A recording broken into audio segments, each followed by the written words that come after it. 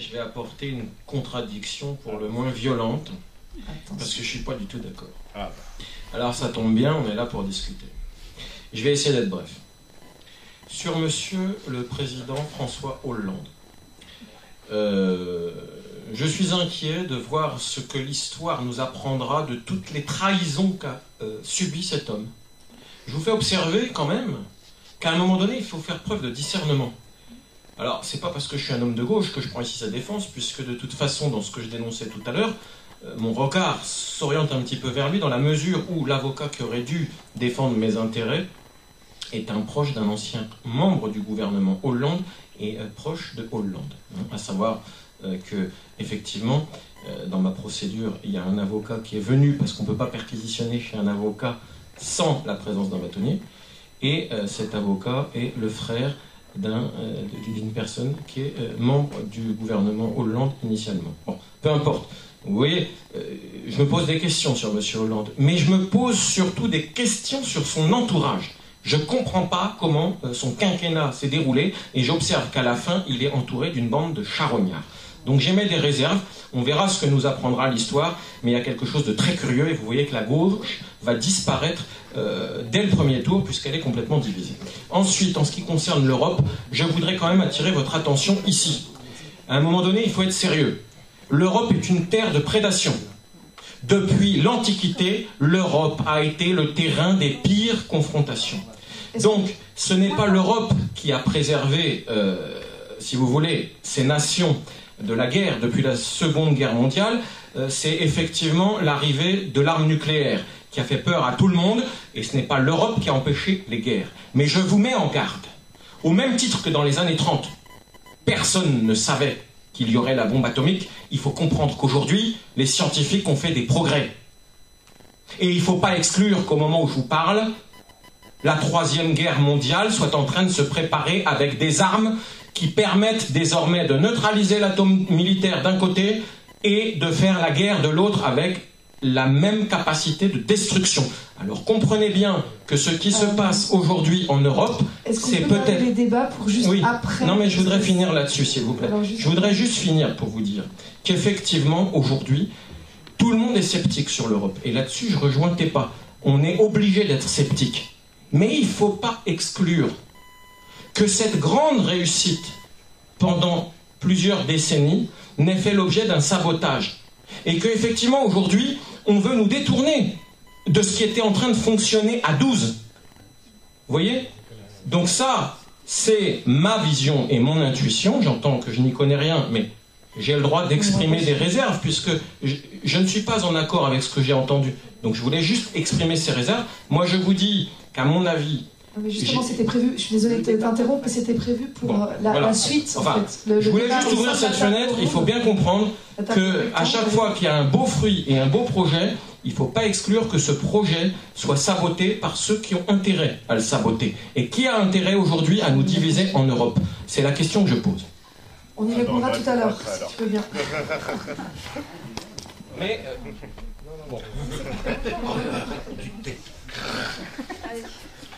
Bonjour tout le monde. Je voulais commencer par remercier les organisateurs de cette conférence. C'est une des initiatives nombreuses qui sont dans la région annécienne. Félicitations à vous. Vraiment souligner la qualité des intervenants ici depuis ce matin. Il y a eu beaucoup de choses qui ont été dites. J'ai préparé un petit peu mon intervention. Le sujet sera d'une part les initiatives positives qui se passent au niveau national. J'en ai sélectionné 5, je veux dire c'est arbitraire et c'est toujours un petit peu compliqué de sélectionner des bonnes initiatives en limitant un nombre. Et ouvrir un petit peu une des visions du pourquoi on a tant de mal à nous unir, pourquoi on a tant de mal à travailler ensemble. Nous, entre guillemets, étant, on appelle ça comme on veut, des dissidents, des actions citoyennes, des mouvements alternatifs. Je veux dire, le terme, on voit bien que les termes sont dévoyés de n'importe quelle manière, de toute façon, au jour d'aujourd'hui. Au niveau des initiatives qui sont actuellement en train de se mettre en route, qui sont bossées depuis pas mal de temps, je vais en citer 5 avant de passer au deuxième point. Il y a Stade Citoyen, je ne sais pas si vous avez entendu parler de ça. Le 22 avril, il y a la plus grande agora qui devrait se mettre en place au Stade de France. Alors c'est 80 000 personnes qui devraient pouvoir se réunir. Il y a 18 personnes qui bossent sur ce sujet-là depuis plus de 2 ans. Tout a été donné au niveau des feux verts pour la location du Stade de France. C'est un budget général. Alors il y a un village éco-citoyen avec toutes les initiatives citoyennes, écologiques, les possibilités. Je veux dire, on sait tous très bien que des solutions, on en a tous. Je veux dire, on travaille dans notre coin sur des choses qui nous intéressent, mais des solutions, il en existe beaucoup, que ce soit au niveau monétaire, au niveau agriculture, au niveau citoyenneté, au niveau démocratie. Voilà, ça permet de faire un regroupement. Ils ont mis beaucoup d'outils informatiques pour pouvoir aller voter et tout ça. Alors, il faut savoir que ce budget-là, c'est 2 millions d'euros. Normalement, 1,8 million, c'est ce que se loue le Stade de France. Ils ont réussi à l'avoir pour 600 000 euros. L'ensemble de trucs avec les employés, c'est 2 millions. 80 000 personnes, c'est 25 euros l'entrée. Il y a un comité des sages qui s'est mis avec le Pierre-Yves Rogerand du Cercle Aristote. Je veux dire, c'est des garanties de transparence et ça fait pas mal avancer les choses. C'est un beau projet, c'est le 22 avril. Je pense qu'il va quand même un petit peu falloir se bouger, donner l'information un petit peu dans les gens qui sont en région, parce que c'est vrai qu'on n'en entend pas beaucoup parler, c'est bien dommage. Voilà une des initiatives. Une deuxième initiative, je veux dire, on parle de masse critique, ça a été dit plusieurs fois aujourd'hui. Oui, nos troupes sont en train de grossir. Oui, on est de plus en plus de personnes à être informées. On a du mal à travailler ensemble, mais on voit que petit à petit, les portes sont en train de s'ouvrir, les choses sont en train de changer. Il y a à Kitzerheim, le 17 et le 18 février. Alors Kitzerheim, c'est le village du maire qui a refusé la Légion d'honneur. Il l'a refusé pour ces raisons-là. Il a critiqué sans concession une démocratie en panne et un système à bout de souffle. Ce gars-là a refusé la Légion d'honneur. Il s'appelle Joe Spiegel. Chez lui s'organise une initiative qui s'appelle Chrysalide citoyenne.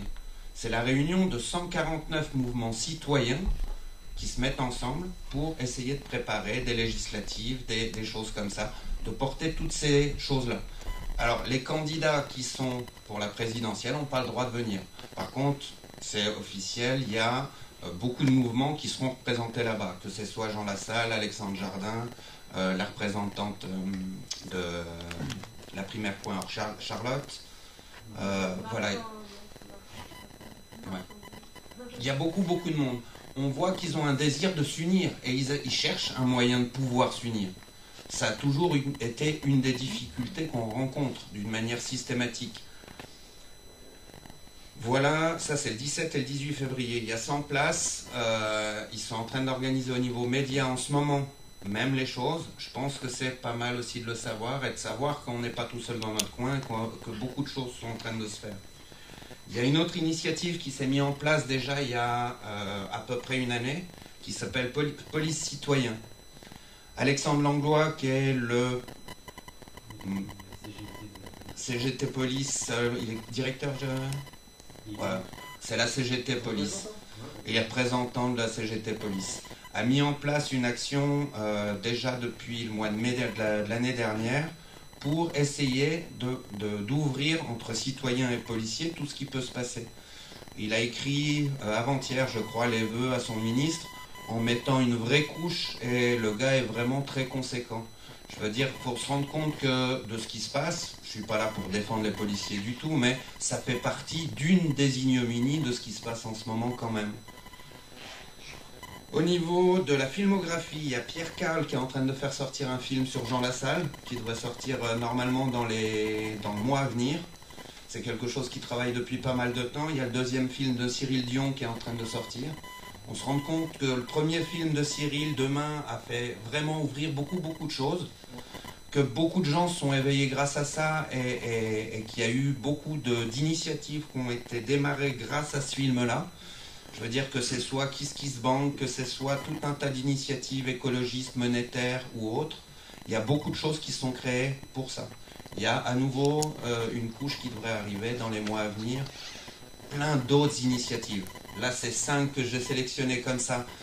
Est-ce que c'est un choix? Est-ce que c'est toujours difficile de choisir parmi toutes les initiatives qu'il y a. On pourrait parler de Philippe Pascot par rapport au casier vierge, on pourrait parler de l'initiative, voilà, il y en a plein. Ce qui est sûr, c'est on se rend compte qu'une masse critique est en train de se développer. Par contre, on se rend compte qu'il y a beaucoup de mal à travailler ensemble et à s'unir. Alors, je vais essayer de vous donner une des visions du pourquoi on aurait du mal à s'unir. Ce qu'on souhaite tous, c'est sortir du système.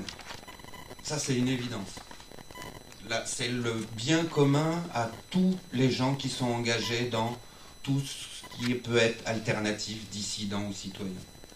Qu'est-ce que c'est ce système-là? Je veux dire, on est sous le joug de la finance et des multinationales. On a des politiciens de haut niveau. Je veux dire, c'est simplement des prostituées, ces gens-là, hein, qu'on soit clair. C'est des prostituées au service de la finance et des multinationales. Ils sont très bons, mais très bons. Ils ont fait des études pour ça. Je veux dire, si on regarde l'ENA, il y a 2 masters dans l'ENA. Il y a la gestion publique, c'est le premier master, et le deuxième master là-dedans, c'est prévention et gestion territoriale des risques. Je veux dire, la gestion de l'État, c'est ceux qui vont être en sous-couche, on ne connaît pas leur nom. C'est des saloperies, la même chose que les autres. Les autres, ceux qui sont devant la scène, ceux-là, ils font de la prévention et de la gestion des risques. Oui, nous sommes leurs risques. Ils veulent nous mettre en esclavage, c'est une évidence. Regardons quel biais ils utilisent, ces gens-là. Est-ce qu'il y a une hiérarchie dans l'horreur de tout ce qu'ils nous proposent? Moi, je pense que non. Ils nous attaquent sur tous les plans. Tous les plans. La loi sur le renseignement? Ah, ils vont nous sortir que c'est pour les terroristes? Non, halte là, ça joue pas. Le secret des affaires? Jolie loi qui nous ont pondu encore cette année. Hein. Le droit des affaires. C'est pour faire quoi? Le paradis fiscal? Je veux dire, vous allez grappiller 3 ronds, vous allez bosser au noir. On vous coupe la tête, hein? Non, eux, ils sont arrangés, ils ont fait passer ça par des sociétés extérieures. La réforme des collèges et des lycées. Je veux dire, il y a une association, le collectif Condorcet. C'est des gens qui se sont organisés, qui luttent contre la réforme des rythmes scolaires, qui ont lutté contre la réforme des lycées et des collèges. Ils ont listé toutes les lois depuis la Révolution française de comment ils ont fait évoluer l'éducation nationale. Nous sommes formés, nous sommes formatés pour être de bons, jolis robots. Soyons clairs, il y a un moment ou un autre, c'est horrible. L'état d'urgence, même chose. La mise sous tutelle de l'OTAN. Je veux dire, la manière dont on est en train de déliter la souveraineté de l'État et de ce qui se passe au niveau de l'OTAN, il faut savoir que nos soldats, maintenant, pour aller à la cantine, c'est un prestataire individuel. Il faut régler la facture pour que des multinationales s'enrichissent. On leur fait bouffer de la merde et on achète nos tanks à crédit. Non mais on va où? On va où? C'est horrible. La mise en place de l'Eurogène fort.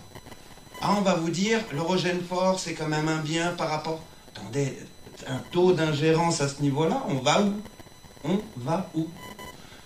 Il y en a tellement. La mise sous tutelle de Facebook, le 17 janvier 2016, Zuckerberg, tout le monde a été convoqué à Matignon.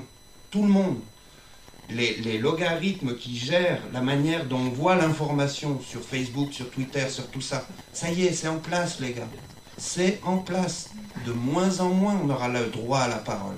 Si on n'est pas capable, une fois, de baisser nos égos pour pouvoir bosser ensemble, pour pouvoir changer, contre ces gens-là, on n'a aucune chance. Aucune chance. Si on ne se bouge pas le cul maintenant, à un moment ou un autre, l'horreur allant de plus en plus loin chaque fois, ça ne peut pas marcher. Dans le pourquoi, nous sommes responsables de ce qu'on est en train de faire. On peut dire, l'ennemi il est trop gros, il a tellement de moyens. Et il y a un moment, on est quand même des êtres humains, intelligents, capables de se parler. Je veux dire, moi je peux pas aimer tout le monde, oui, mais je peux respecter le travail des autres. Je suis au croisement de beaucoup de choses dans la dissidence et si et ça, j'ai rencontré pas mal de monde. Ce qui me choque à chaque fois, c'est que je tombe sur des types extraordinaires. Et ils me disent tous qu'ils ont la solution. Il n'y a pas la solution. Je veux dire, on s'éveille sur un point. On est plus axé sur l'éducation nationale ou sur la monnaie ou sur l'agriculture. Je veux dire, on est attaqué sur tous les côtés. Oui, on va s'éveiller sur un truc. On va trouver une solution sur un mini-point. Ok, c'est vrai. Mais est-ce que c'est la solution ? On va avoir de cesse, on a été formaté comme ça depuis des milliers d'années, hein, je veux dire, c'est clair. On va avoir de cesse d'aller voir l'autre pour lui expliquer que c'est un con et qu'il aurait dû faire comme ci ou qu'il aurait dû faire comme ça et que c'est sa solution à soi qui est la meilleure. On n'a pas de chance. Il y a un moment, il faut être tolérant, pouvoir travailler ensemble, pas obligatoirement s'aimer. On ne peut pas avoir des affinités avec tout le monde. Je veux dire, on n'est pas dans un monde de bisounours, c'est évident. Est-ce que les intérêts sont pas des fois en confrontation? Je veux dire, ce qui est sûr, c'est qu'ils se servent de toutes les lois pour nous entuber et nous mettre en esclavage. Ça, c'est une réalité. Alors, un tel va aller contre la sécurité sociale, mais au bout du compte, est-ce que ça ne va pas servir le système? D'autres vont essayer de conserver la sécurité sociale, mais au bout du compte, est-ce que ça ne va pas aller contre le système? Une fois, mettons-nous ensemble, mettons nos différences de côté et disons, nous voulons changer le système. Sortons de cette prostitution des politiciens, reprenons le pouvoir citoyen pour pouvoir les mettre face à leurs responsabilités. Ces gens-là devraient être pendus haut et court en place publique, c'est évident. C'est de la trahison, c'est de l'ignominie, je veux dire, ce n'est pas possible. Avec des tribunaux populaires, sans violence, je veux dire, je ne suis pas en train d'appeler aux armes, hein, qu'on soit bien clair. Mais simplement le fait de pouvoir travailler ensemble. On se rend compte que dans le formatage des gens, c'est ce que je disais tout à l'heure, ils s'éveillent sur un sujet, ils rentrent en révolte, ils y passent jour et nuit, ils vont enlever du temps à leur famille, certains vont divorcer, d'autres vont gaspiller des sous jusqu'à être pris jusqu'à la gorge, s'enliser dans des histoires de justice pour aller vers une justice corrompue, ou de toute façon, si jamais, alors soit on lutte vraiment parce qu'on est solide et puis qu'on n'a pas envie de baisser la tête, soit on se met un peu en retrait. Est-ce que ces gens-là sont perdus pour la dissidence? Non, je pense pas. Je pense qu'effectivement, beaucoup de gens se sont mis en sommeil.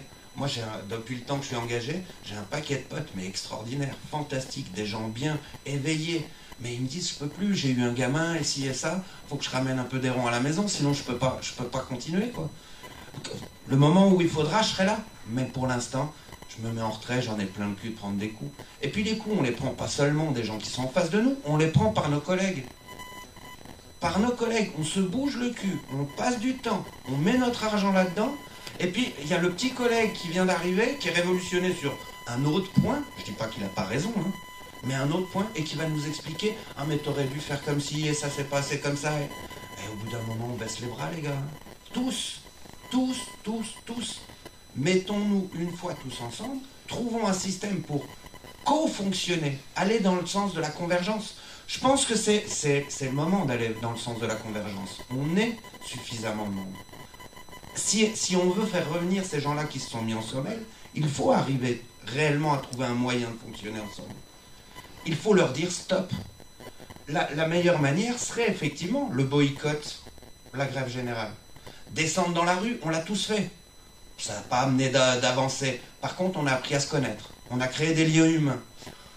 On peut ne pas avoir d'affinité, mais on a le respect de ce que l'autre a fait. Ça, c'est la moindre des choses. À partir de ce moment-là, on a peut-être une chance. Au sein de Mobilisation Générale, je suis un des fondateurs, pas le fondateur, un des fondateurs de tout ça. On a essayé de changer de système pour ouvrir un maximum de choses et aider. Dans les analyses qu'on a pu poser, d'une manière générale, c'est que si on a envie de se bouger, il faut pouvoir donner des soutiens financiers à des médias, que si on n'a pas droit à la parole et que cette parole-là n'est pas retranscrite, on va nous essayer de faire avancer pour appeler à des cotisations sur des médias alternatifs qui pourront relayer, parce que si on a envie de faire les choses, c'est bien, enfin c'est principal, hein, si on ne les fait pas déjà, c'est clair. Faire des choses, c'est bien. Par contre, les relayer, pouvoir amplifier l'écho de ce qu'on a fait, du boulot qu'on a posé, et faire adhérer de plus en plus de monde à ça, pour que les gens se sentent moins isolés, c'est une priorité absolue, premièrement. Deuxièmement, arrêter de critiquer ce que fait l'autre. Alors nous, on a ouvert des cercles. Les gens vont travailler par affinité, par lien humain, sur, pas un sujet, mais en groupe.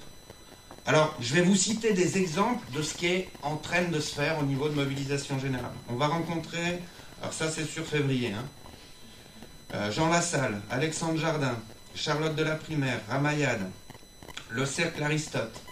Il y a un cercle des militaires assez haut gradés qui se réunit à peu près tous les mois depuis des centaines d'années. On a réussi à pouvoir être reçu là-bas. Qu'est-ce que ça peut donner? Est-ce que, voilà, quelqu'un qui a de l'intérêt dans un cercle pour faire avancer le truc, on va pas aller lui taper sur la gueule. On va lui dire, ouais, mais les militaires, ils sont tous pourris, ils sont aux ordres. Non, il a envie de s'investir là-dedans, et ci et ça. Qu'est-ce que ça peut rapporter? J'en sais rien. Aller dire la vérité en face des gens, les regarder droit dans les yeux, au moins on l'aura fait. Est-ce que ça va rapporter des choses? J'aime bien l'esprit des colibris, je veux dire, on est là pour apporter sa goutte. Investissons-nous un peu dans ces choses-là, dans ce qui nous plaît. Mettons ça en commun avec l'ensemble. Il y a tout un tas de monnaies qui se mettent en place, qui ne sont pas adossées à l'euro. Je veux dire, entre les monnaies libres, il y a toujours un petit peu, entre celles qui sont adossées à l'euro ou pas adossées à l'euro. Je ne suis pas un spécialiste monétaire. Mais il y a tout un tas de rencontres qui sont en train de se faire là-dessus. Philippe Pasco, la même chose. On a un rendez-vous avec Raphaël Allais, qui est le lanceur d'alerte pour l'affaire LuxLeaks. Avec Antoine Deltour. Avec Antoine Deltour. Alors, nous, c'est Raphaël Allais. Alors, c'est pas moi qui ai suivi le truc. Je suis pas... tu vois, je suis pas dans tous les cercles. Le but, c'est de pas connaître tout. C'est de pouvoir s'impliquer dans un truc qui nous plaît. Stéphanie Gibault, même chose, qui a été la lanceuse d'alerte pour l'UBS. Le scandale de l'UBS avec la vente des listes et ci et ça. Donc, même chose, on la rencontre. Le but est de pouvoir donner écho de tous ces gens-là. Que quelqu'un, qu'on soit 3 dans le cercle, qu'on soit 7, que le cercle s'éteigne une fois que le boulot est fait, et puis qu'il y en a un autre qui s'ouvre, ça va très bien. Investissons-nous dans ce on croit. Par contre, mettons en commun, en arrêtant de taper sur la gueule du voisin, et essayons réellement de faire sortir l'hydre dans la lumière. Je veux dire, c'est exactement ça. Si on n'est pas capable de faire notre, comme dit Pierre Rabhi, révolution avec le R entre parenthèses, on est mort. Les gens en face sont trop puissants. La carte pour gagner, elle n'est que chez nous. Mettre un petit peu son ego de côté, le syndrome du sauveur, je veux dire, il n'a jamais servi quoi que ce soit. On veut sortir du système, on ne veut pas changer de personne. Vous remettez d'autres personnes à la place, à la tête du système. De toute façon, ils seront corrompus. La finance, les multinationales sont trop puissantes. Ils vont servir de la peur, du formatage, de tout un tas de choses. Voilà un petit peu une des visions. Je ne dis pas que j'ai raison. Je défends un point de vue. Je ne cherche rien à imposer aux autres. Je voulais juste partager un point de vue qui a été développé d'une manière collective.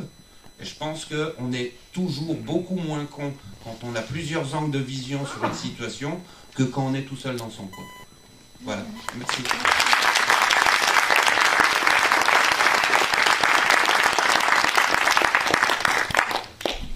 Alors notre dernier intervenant, et non des moindres, Régis Fioril, qui va nous... Eric, pardon, je vais faire un mix entre vous deux. J'ai fait... Oui, ah oui, c'est juste, donc ça va, je ne me suis pas complètement trompée. Donc, du coup, Eric, Régis Fioril, qui va nous parler du référendum populaire du 2 avril et puis de plein d'autres choses. Je te laisse le micro. Merci. Alors, en tout premier, je voudrais surtout... J'ai beaucoup de visages que je connais ici, de gens que j'ai croisés au hasard des réunions et autres. Je voudrais que les gens qui n'ont jamais participé à aucune des équipes qui sont là, ou des mouvements qui sont ici, ou qui sont sur Facebook, etc., c'est-à-dire ceux qui sont arrivés uniquement parce qu'ils ont reçu le tract les avisant de cette réunion d'aujourd'hui. Vous voulez bien lever la main, cela ?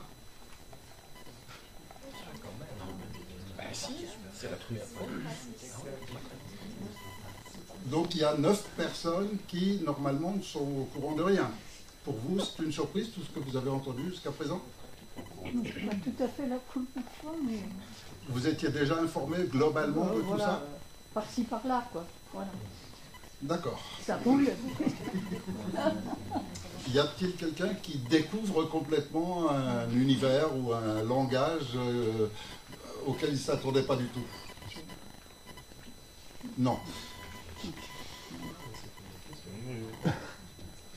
je vais commencer, si vous voulez bien, par parler de moi. Je vais vous expliquer pourquoi j'en suis arrivé là où je suis maintenant. Dans un premier temps,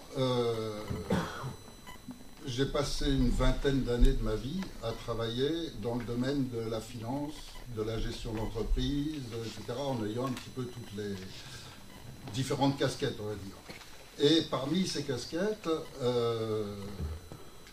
j'ai été très proche de la haute finance. Ce qui m'a amené à être en contact avec beaucoup de politiciens, avec beaucoup de gens de la mafia, la vraie mafia, en particulier la mafia corse, celle de Pasqua. J'ai été en contact avec ces gens-là en direct, c'est-à-dire en privé. Non pas derrière un bureau en professionnel, ça c'était à l'occasion, mais dans les bars de nuit, dans ces endroits-là. J'ai vécu 20 ans de ma vie inconscient totalement de tout ce dont on parle aujourd'hui et uniquement préoccupé par une chose, avoir le maximum de fric, de filles, de bouteilles de champagne à ma disposition le soir.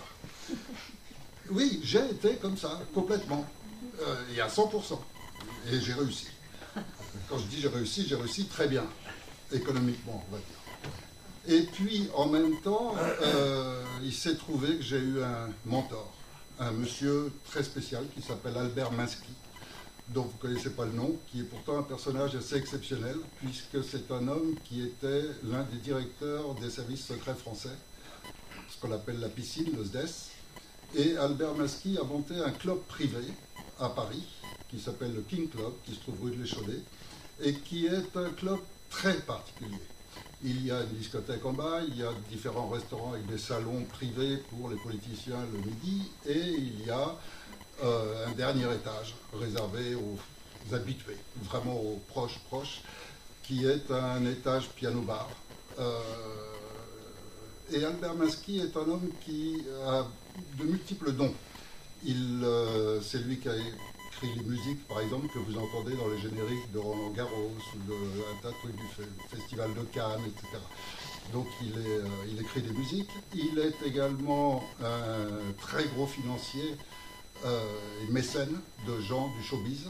C'est ce qui fait que dans sa boîte, tout le monde du showbiz passe par là systématiquement. Et c'est lui qui a ramené Johnny Hallyday, par exemple, des États-Unis après son échec. Il lui a financé l'avion, il lui a monté la salle du Zénith et tout pour relancer Johnny Hallyday en France. Toutes les grandes vedettes françaises sont chez lui. Ce qui fait que naturellement, je les ai connues, puisque lui m'a adopté un peu comme un fils. Et il m'a aussi conté toutes les histoires, enfin une bonne partie en tous les cas des histoires, et m'a présenté beaucoup de politiciens pour faciliter mes affaires économiques, puisqu'à cette époque-là, je vendais du diamant, des émeraudes, des saphirs, et je travaillais dans tout le domaine de la pierre précieuse.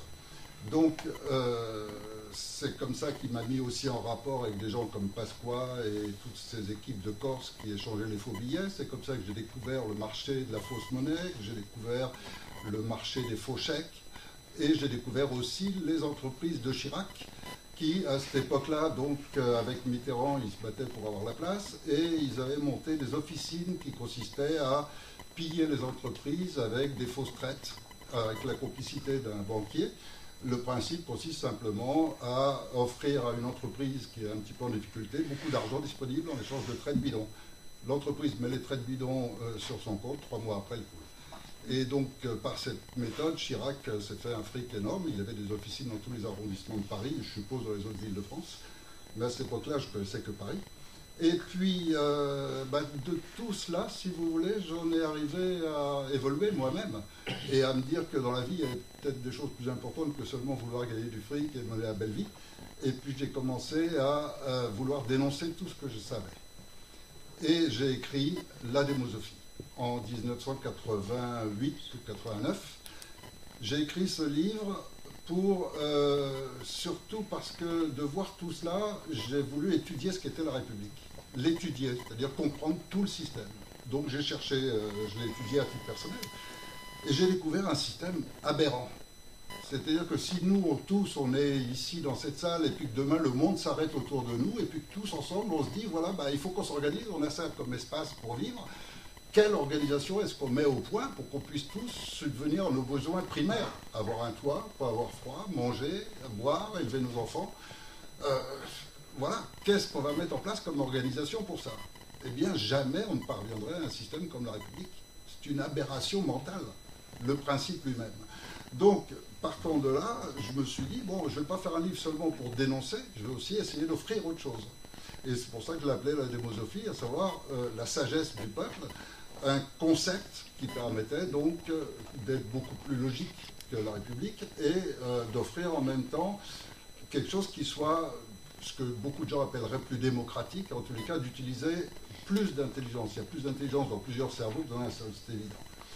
Et donc, avec les méthodes modernes et les moyens modernes techniques du monde actuel, et déjà à cette époque-là, en 80-90, c'était tout à fait possible de ne plus partir des principes d'il y a 200 ans, quand on disait le type il est responsable pour les Pyrénées, s'il veut défendre sa population, il aura pour 3 jours à traverser la France pour arriver à Paris et se réunir avec le reste de la cour du roi pour décider ce qu'il y a bien pour sa région. Donc voilà, ça a été une première étape.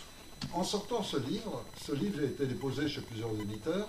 À cette époque-là, l'ordinateur n'existait pas, donc c'était tapé à la machine. Et on tapait avec des carbones, et ça faisait 2-3 exemplaires qu'on donnait. Et puis ça m'a coûté très cher. Ça m'a coûté 3 ans et demi en QHS. QHS, c'est les prisons de haute sécurité. Et donc j'ai passé 3 ans et demi en QHS, presque exactement de la même manière que Fritz Springmeier. Fritz Springmeier est celui qui a étudié pendant 20 ans les sectes des Illuminati et a sorti un jour un livre dénonçant tout ce qu'il avait découvert. Le lendemain, il était accusé d'avoir cherché à cambrioler Fort Knox. Et du coup, il a pris 7 ans de prison. Moi, on m'a accusé d'être l'organisateur de tous les hold-up de banques qu'il y avait eu, de prise d'otages, etc., de la région où j'étais, et pour lesquels ils n'avaient pas de criminels. Donc c'est moi qui ai été accusé de ça. Après, j'ai vu défiler les gendarmes qui ont témoigné m'avoir vu personnellement sortir de la banque, leur tirer dessus, avoir pris des otages et tout. J'étais parti pour des ennuis très graves. La chance que j'ai eue, c'est que peu de temps avant, j'avais monté un cabinet juridique qui a été agréé par un tribunal et que l'un des braquages de banque avec prise d'otages s'est déroulé le même jour que j'avais une réunion avec le président de ce tribunal et avec différents chefs d'entreprise et avocats. Ce qui fait que, quelque temps après, on a pu me disculper complètement de ce braquage-là. Pas de tous, mais au moins, en tous les cas, ça faisait tomber les témoignages des gendarmes et tout était démontré comme faux. Ce qui n'a pas empêché qu'après, ils m'ont remis 11 accusations. Et je détiens des records, si ça vous amuse, je détiens des records en matière d'accusation. Par exemple, pour avoir dit que c'était toute une cabale montée contre moi, j'ai pris 3 mois de prison ferme pour outrage à magistrat, pour avoir osé dire ça. J'ai pris 6 mois de condamnation à la prison ferme pour publicité mensongère. Parce que pour un de mes clients, j'avais préparé un tract publicitaire pour des artisans du bâtiment, disant donc qu'étant tous les artisans liés à cette association étaient, comment dirais-je, étaient de vrais artisans ayant la décennale, ayant les garanties, etc. Et on avait donc, je travaillais pour ces artisans au sein de mon cabinet, et on avait donc émis un tract pour faire de la publicité, sur lequel était indiqué qu'il y avait un numéro de téléphone par lequel on pouvait contacter le bureau de l'association de ces artisans. Et forcément, ils m'ont arrêté, ils ont fermé tout, ils m'ont tout saisi, et on m'a accusé de publicité mensongère, puisque comme j'étais en prison, je ne pouvais plus répondre au téléphone. Et j'ai pris 6 mois de prison ferme pour ça. Donc il y a des choses assez extraordinaires dans la justice, ce qu'on appelle la justice. Alors, à la sortie de ça, j'étais un peu dégoûté de la France, un peu dégoûté de tout, de tout ce monde-là. Et donc, je suis parti vivre pendant 20 ans aux îles Canaries, où là, j'ai exercé dans la médecine. J'ai monté une clinique, une seconde, une troisième, essentiellement dans le domaine de la chirurgie maxillofaciale. J'ai été enseignant en odontologie holistique, donc j'enseignais sur 2 universités, je recevais les étudiants en formation pour leur apprendre l'odontologie holistique. Et en même temps, j'ai recruté des médecins en naturopathie, donc des Allemands, des Anglais, des Français même, qui venaient travailler un peu dans le domaine de la santé. Et puis petit à petit, j'ai appris avec ces gens-là à découvrir ce qui se passait au niveau de la santé aussi, au niveau des vaccins, au niveau des laboratoires, au niveau des traitements, et j'ai découvert énormément de choses qui m'ont replongé dans mes soucis d'avant et qui m'ont amené à réécrire la démosophie en 2004 ou 2005. Et il se trouvait qu'en plus, à cette époque-là, en plus de mes cliniques, j'avais aussi d'autres activités, j'avais 10 ou 11 entreprises environ. J'ai monté aussi j'ai travaillé comme présentateur d'une chaîne de télévision. Et de ce fait, c'était une petite chaîne locale, de ce fait, j'ai été invité à une chaîne nationale. Et j'ai profité de cette chaîne nationale au moment où est sorti le livre de la démosophie pour dénoncer durant cette émission qu'il y avait un gouvernement supranational représenté essentiellement par le club Bilderberg qui contrôlait tous les gouvernements et que systématiquement les élections ne se faisaient pas du tout comme le public le croit. À savoir qu'au départ, le club Bilderberg sélectionne les postes clés, car on s'en fout complètement de qui est le président. Ce qui importe, c'est qui va signer les contrats avec les laboratoires, donc le ministre de la Santé, etc., etc. Et il faut préparer un entourage autour. Par exemple, Hollande, quand il a été élu, la première chose qu'il a fait, c'est d'aller aux États-Unis pour demander aux multinationales aller chercher le conseiller. Et on lui a donné sa conseillère, qui est une Américaine travaillant pour les multinationales américaines, qui est maintenant la conseillère d'Hollande. Et ça fonctionne toujours comme ça. Et tout ça se décide par le club Bilderberg. Et le président, c'est-à-dire ceux qui ont vraiment une chance, je ne parle pas de tous ces gens qui se présentent et qui se battent parce qu'ils sont intègres, je parle de ceux qui sont prévus. Et ceux qui sont prévus ont l'obligation d'accepter tous les postes à l'avance. Donc vous avez par exemple 5 postes clés qui vont contrôler le pays, l'intérieur, l'économie, la santé, l'éducation nationale, etc. Ces 5 postes clés sont prévus avec les conseillers qui vont les entourer.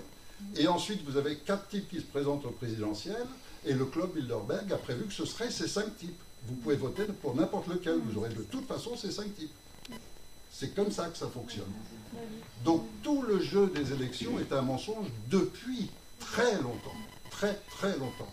Et quand tout à l'heure, je ne sais plus quel intervenant vous parlait de l'histoire qui est falsifiée, elle l'est, mais complètement, à tous les niveaux. Ça commence aux pyramides d'Égypte et ça se termine à la Révolution française qui ressemble en rien à ce qu'on vous raconte à l'école. Et on peut continuer comme ça jusque les dernières, jusque par exemple cette première république qui n'a jamais existé, qui a été inventée purement et simplement, la deuxième pareil. Tout ça, tout est mensonge, tout. Et on découvre quand on fait vraiment des recherches ce qu'est un principe qui conduit tout leur système qui s'appelle la Massadouma. La Massadouma, c'est un concept inventé par un type qui s'appelle Jacob Frank, qui consiste à ne jamais rien faire sous son propre visage. Donc le principe consiste toujours à présenter l'image opposée à la vôtre même. Et si vous observez bien votre télévision, vos journaux, les discours de vos politiciens, si vous observez tout ça, vous verrez que tout fonctionne sur le principe de la Massadouma. Et leur grande force, elle est là. Et c'est pour ça que quand on accusait monsieur d'être paranoïaque, aujourd'hui, vous avez tous intérêt à drôlement être paranoïaque. Parce que c'est seulement en étant paranoïaque que vous doutez des choses, que vous méfiez de tout et que vous commencez à découvrir la vérité. Et aujourd'hui, être en bonne santé mentale, c'est être paranoïaque. C'est drôle ce que je dis, mais c'est bien ce qui se passe. Alors, quand j'ai réécrit la démosophie en 2006-2007, j'ai fait une erreur. L'erreur, c'était de penser que les gens fonctionnaient sur la raison. Et quand on pense que les gens fonctionnent sur la raison, qu'est-ce qu'on fait? Eh bien, on se dit, la République est un système tellement stupide et absurde qu'il suffit seulement que dans mon livre, d'abord, toute une première partie pour exposer tous les mensonges de l'histoire et comment on en est arrivé là, et le rôle des Illuminati, qui a commencé par les Illuminés de Bavière et qui ensuite a pénétré la franc-maçonnerie, a complètement dévoyé la franc-maçonnerie. J'ai fait tout ce chemin durant pratiquement la moitié du livre. Et puis l'autre moitié du livre, c'était pour mettre en parallèle cette absurdité qu'est la République avec la logique simplement. Et la logique nous conduit à un système de gouvernance qui n'a rien à voir avec la République. En me disant, les gens étant simplement sensés, en lisant ça, c'est une évidence qu'on aboutit à un système qui serait donc la démosophie, qui peut revêtir différentes formes, mais en tous les cas qui sont des formes logiques. Et ça a été une erreur dans la mesure où effectivement les gens ne fonctionnent pas beaucoup à la raison, ils fonctionnent beaucoup plus à l'émotion. C'est pour ça qu'un bon politicien qui sait utiliser la voix, qui sait utiliser le charisme, et puis tous les mises en scène qui sont autour, peut obtenir des voix, peut obtenir des résultats, et c'est comme ça que tout notre monde fonctionne, et la télé-réalité, toutes ces conneries, tout ça c'est en train de faire rejaillir de l'humain son aspect animal, son aspect le plus primaire, avec les divertissements, les jeux vidéo, etc. Tout est fait pour aller dans ce sens-là aujourd'hui. Or, la raison, elle diminue en proportion. Et donc, c'était une erreur dans ce sens-là. Alors, j'ai essayé de la rectifier en déclenchant un congrès, à Tenerife même, aux Canaries, un congrès de tous les gens qui s'étaient liés à travers ce premier ouvrage, qui avait été traduit en 4 langues. Donc, ça faisait qu'il y avait des Italiens, des Roumains, il y avait des gens du Chili, du Venezuela, d'Allemagne, enfin un petit peu de partout, et on s'est tous retrouvés à ce congrès à Tenerife pour, à ce moment-là, la démosophie.